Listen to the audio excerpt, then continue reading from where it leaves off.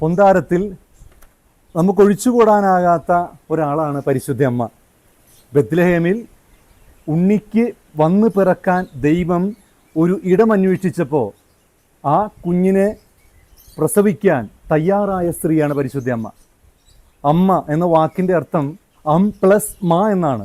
അം എന്നാൽ സർവസ്വവും, മാ എന്നാൽ ആയിരിക്കുക. കൂട്ടി വായിച്ചാൽ സർവസ്വവും ആയിരിക്കുന്നത് ആരാണ്? അവളാണ് അമ്മ. അപ്പോൾ ഒരു സ്ത്രീ അമ്മയാക്കുന്നത് 2 ഗുണങ്ങളാണ്. ഒന്ന് വെച്ച് വിളമ്പാൻ, 2 കാത്തിരിക്കാൻ. ഈ 2 ഗുണങ്ങളാണ് ഒരു സ്ത്രീ അമ്മയാക്കുന്നത്.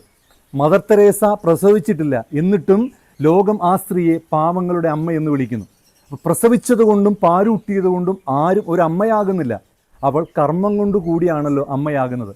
പരിശുദ്ധ അമ്മ എല്ലാ അമ്മമാർക്കും ഒരു മാതൃകയുള്ള അമ്മയാണ്. ഇങ്ങനെ സ്വയം മുറിച്ചു നൽകിയ, തൻ്റെ ഇഷ്ടങ്ങളും സ്വപ്നങ്ങളും ആഗ്രഹങ്ങളും മുറിച്ചു നൽകിയ പരിശുദ്ധ അമ്മയെ നമുക്കും ഈ ക്രിസ്മസ് രാവിൽ മാതൃകയാക്കാൻ പരിശ്രമിക്കാം. ദൈവം സഹായിക്കട്ടെ.